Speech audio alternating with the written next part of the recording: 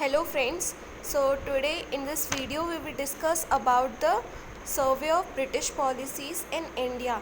This is my notes which I made from the book Spectrum, and this is chapter number 27. Today we discuss about the administrative policies of Britishers in India. So let's start our video.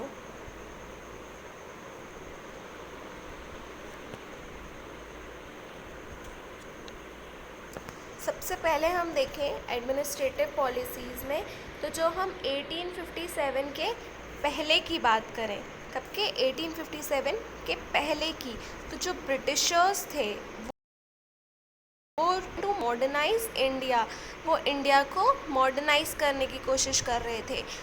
And Indians were not fit for self governance, और वो कह रहे थे कि जो Indians हैं वो self governance के लिए अभी तक फिट नहीं है, और they needed a British presence, और उन्हें ब्रिटिश प्रेजेंस की ज़रूरत है।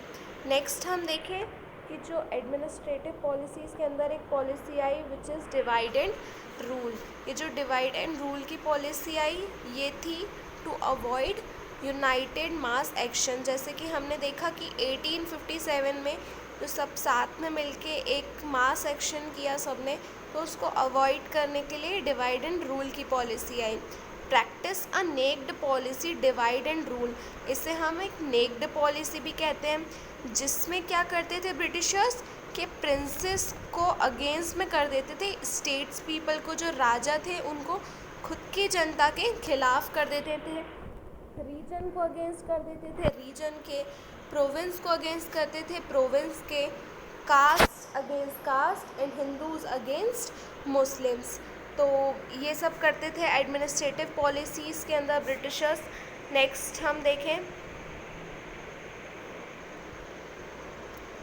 तो सेकंड जो पॉलिसी थी वो थी हॉस्टिलिटी टुवर्ड्स एजुकेटेड इंडियंस। अब हम देखेंगे कि एजुकेटेड इंडियंस के पॉइंट ऑफ व्यू से उनकी क्या पॉलिसीज़ थी।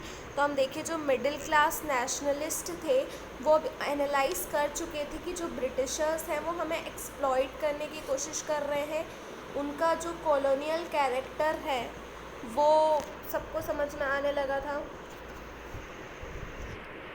जैसे कि हम देखें जो मिडिल क्लास है वो एनालाइज कर चुके थे कि एक्सप्लॉइट हो रहे हैं, वो जो कॉलोनियल कैरेक्टर है ब्रिटिश रूल का वो उन्हें समझ में आने लगा था, और वो डिमांड कर रहे थे इंडिया की पार्टिसिपेशन इन एडमिनिस्ट्रेशन, की इंडिया की कोई पार्टिसिपेशन होना चाहिए, इंडिया को भी पार्टिसिपेशन मिलना चाहिए एडमिनिस्ट्रेशन में।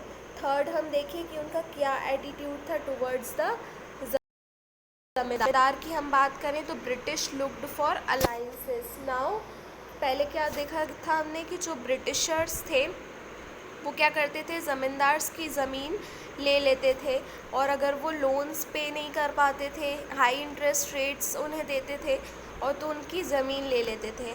अब क्या हुआ था, ब्रिटिशर्स की पॉलिसी में चेंज आ गया था। ब्रिटिशर्स क्या करने लगे थे, अलाइंस करने लगे थे किनके साथ, इन लोगों के साथ, ज़मींदार्स के साथ। और like princes zamindars, now the zamindars and landlords were natural and traditional leaders of people. जैसे कि हम देखें कि जो ज़मींदार्स होते हैं और जो लैंड लॉर्ड्स होते हैं वो एक नेचुरल और ट्रेडिशनल लीडर होते हैं। लोगों को कुछ भी प्रॉब्लम होती है वो सबसे पहले ज़मींदार्स के पास जाते हैं या लैंड लॉर्ड्स के पास जाते हैं पैसे लेने। उसके बाद हम देखें जो पीपल ऑफ अवध तालुकार्स, जो अवध तालुकार्स के लोग थे, restored they think our privileges protected British as guarantors. जो अवध तालुकदार्स थे उनकी जो ज़मीन थी वो ब्रिटिशर्स ने उन्हें रिस्टोर्ड कर दी थी, मतलब फिर से लौटा दी थी, और उन्हें अब क्या लगने लगा था कि जो हमारे वो अब ब्रिटिशर्स के अंडर प्रोटेक्टेड है, जो ब्रिटिशर्स हैं हमारे वो एज अ गारंटर हैं। नेक्स्ट हम देखें कि क्या एटीट्यूड था सोशल रिफॉर्मर्स, जो सोशल रिफॉर्मर्स थे इंडिया में उनके तरफ क्या एटीट्यूड था ब्रिटिशर्स का। तो British withdraw support to social reforms, जो सोशल रिफॉर्म्स हम पहले के समय में देखें, जैसे कि ब्रिटिशर्स ने सती प्रथा में अपना इंटरफेरेंस किया, उसे हटाने की बात करी, और चाइल्ड मैरिज को अबॉलिशन की बात करी, वुमेन एजुकेशन की बात करी। तो इससे क्या हो रहा था कि they felt that Orthodox section, जो हमारी सोसाइटी का ऑर्थोडॉक्स सेक्शन था, वो धीरे धीरे ब्रिटिशर्स के अगेंस्ट होता जा रहा था। Also by encouraging caste and communal consciousness. तो उसके बाद क्या करने लगे ब्रिटिशर्स, उनका सपोर्ट करने लगे, जो भी वो सोशल रिफॉर्म्स करते थे उनका सपोर्ट करते थे और इनकरेज करने की कोशिश करी उनका कास्ट एंड कम्यूनल कॉन्शियसनेस, जो भी उनका कम्यूनल कॉन्शियसनेस था उसको अब इनकरेज करने लगे Britishers. Next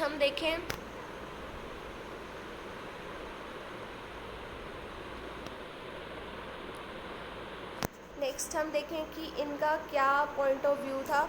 under developed social services थी, जैसे कि हम देखें कि लार्ज जो एक्सपेंडिचर, जो ज़्यादा से ज़्यादा एक्सपेंडिचर था वो आर्मी में किया जा रहा था, सिविल एडमिनिस्ट्रेशन में किया जा रहा था, और जो लेस था वो सोशल सर्विसेज में होता था, जैसे कि on education, health, sanitation, physical infrastructure only for allied sections and urban classes.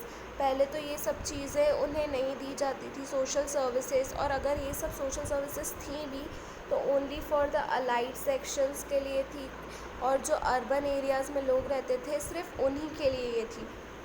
Next हम देखें कि जो लेबर लेजिस्लेशंस आए वो क्या थे। एट अर्ली स्टेजेस, हम अर्ली स्टेजेस में देखें इंडस्ट्रियल रेवोल्यूशन की, तो जो यूरोप में वर्किंग कंडीशंस थी लेबर्स की, जो फैक्ट्री में वर्कर्स काम करते थे उनकी कंडीशन बहुत ज़्यादा मिसरेबल थी, कुछ बिल्कुल भयानक स्थिति थी। उनकी जो वेजेस थे वो बहुत उनके लो कर दिए थे, ओवर क्राउडेड था, पुअरली वेंटिलेटेड था जहाँ वो काम करते थे, पुअरली लाइटेड थी जो उनकी जो वर्किंग प्लेस थी वो। नेक्स्ट हम देखें कि जो वर्किंग प्लेस थी वो पुअरली लाइटेड थी, जैसे हमने देखा इस टाइम पे फर्स्ट एवर जो डिमांड थी for regulation of condition of workers in factories ये उठी थी कि कुछ रेगुलेशंस बनाए जाने चाहिए, जो कंडीशंस है उसको इम्प्रूव करने के लिए वर्कर्स की। तो जो फर्स्ट कमीशन हमने देखा अपॉइंट किया जाता है वो है 1875 में, इससे रिलेटेड फर्स्ट कमीशन हम अपॉइंट करते हैं। Although the first factory act was not passed before 1881, लेकिन हम देखें जो फर्स्ट फैक्ट्री एक्ट पास हुआ वो 1881 के पहले पास नहीं हुआ। उसके बाद जो इंडियन फैक्ट्री एक्ट आया 1881 में, इसके क्या प्रोविंसेस थे ये देख लेते हैं। तो इसमें जो पहले बात करी गई वो ये कही गई कि employment of children under 7 years is prohibited, मतलब एम्प्लॉयमेंट, जो चिल्ड्रन का एम्प्लॉयमेंट होगा उसका मिनिमम जो एज होगी वो कितनी होगी, 7 ईयर्स होगी, और इसके अंडर में कोई भी काम करेगा तो वो उसे प्रोहिबिट कर दिया जाएगा, रोक दिया जाएगा। उसके बाद हम देखें जो वर्किंग आवर्स थे उन्हें रेस्ट्रिक्ट कर दिया था कि 9 आवर्स आपको पर डे काम करना है for children and child to get 4 holidays in a month, और 1 मंथ में उन्हें 4 हॉलीडेज़ मिलेंगे। नेक्स्ट हम देखें जो इंडियन फैक्ट्री एक्ट आया 1891 का, इसके भी कुछ प्रोविज़न्स थे, इसमें कुछ रेटिफिकेशन करके फिर ये एक्ट आया था 1891 में, जैसे कि इसमें कर दिया गया कि increase minimum age from 7 to 9, इसमें 7 ईयर से जो एज थी वो क्या कर दी गई, 9 कर दी गई, कि जो मिनिमम वर्किंग एज जो रहेगी चाइल्ड की वो 9 रहेगी। Reduce maximum working hours 7 hours in a day, पहले कितना था हमने देखा 9 आवर्स पर डे था, अब उसके बाद इसमें 7 आवर्स दिया गया। नेक्स्ट हम देखें कि fix maximum working hours for women at 11 hour per day, मतलब 11 आवर पर डे काम करना ही पड़ेगा, मैक्सिमम वर्किंग आवर सेट कर दिया for women, and weekly holiday for all, और जो वीक में हॉलीडे मिलेगा वो सबको मिलेगा, चाहे मैन वुमेन सबको वीकली हॉलीडे मिलेगा। पहले क्या होता था कि 4 हॉलीडेज़ मिलते थे इन अ मंथ, अब उन्हें वीकली हॉलीडे दिया जाएगा। नेक्स्ट हम देखें कि एडमिनिस्ट्रेटिव पॉलिसीज़ के अंदर ही कि जैसे कैसे रेस्ट्रिक्शंस लगा दी गई on the freedom of press. तो जो ये प्रेस वाला चैप्टर है ये मैं आपको नेक्स्ट वीडियो में काफ़ी ब्रीफ में इसके बारे में बताऊंगी। एक बार इसका ओवरव्यू ले लेते हैं इस चैप्टर में। तो 1835 का ही सारे रेस्ट्रिक्शंस लगा दिए थे प्रेस पे, but Lytton impose restrictions on Indian language press through VPA 1878। पर हम नेक्स्ट जो देखें, जो लिटिन आए, उन्होंने कई सारे रेस्ट्रिक्शंस लगा दिए इंडियन लैंग्वेज प्रेस पे थ्रू वर्निकुलर प्रेस एक्ट 1878। ये मोस्ट इम्पॉर्टेंट प्रेस एक्ट है 1878 का। ये भी हम देखेंगे आगे कि आखिर क्या था, इसके क्या प्रोविज़न्स थे इसके अंदर। तो इसमें जो रेस्ट्रिक्शंस लगाई गई वो इंडियन लैंग्वेज प्रेस पे लगाई गई, क्योंकि ब्रिटिशर्स को ये था कि कहीं इंडियन की जो लैंग्वेज है, ये लोग अपनी रीजनल लैंग्वेज, वर्निकुलर लैंग्वेज में कुछ प्रेस में हमारे बारे में ना प्रिंट करें, तो इसके कारण इसमें कुछ रिस्ट्रिक्शंस लगा दी गई। नेक्स्ट हम देखें तो जो वाइट रेसिज्म आया, जिसमें ये कहा जाता था कि जो वाइट्स हैं वही सिर्फ सुपीरियर हैं, जो ब्रिटिशर्स हैं वही सुपीरियर हैं, और जो इंडियंस हैं उनको ये लोग इन्फीरियर मानते थे, और यही कहते थे कि in excluding Indians from higher grade services. और जो हायर ग्रेड की सर्विसेज थी वहाँ से इंडियंस को हमेशा ये लोग एक्सक्लूड कर देते थे, निकाल देते थे। एज रेलवेज़, जैसे कि हम देखें रेलवेज़ में पार्क्स, होटल्स, क्लब्स, ये जो सब थे ये सिर्फ वाइट पीपल्स के लिए थे। उन्हें ये लगता था कि जो इंडियंस हैं वो इन्फीरियर है, इसलिए उन्हें ये सब सर्विसेज में नहीं जाने देते थे। So guys, here we completes our video.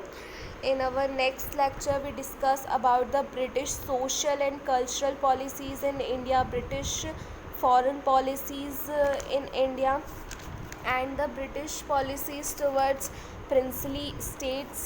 So guys, if you like this video, then kindly like, share and subscribe our channel.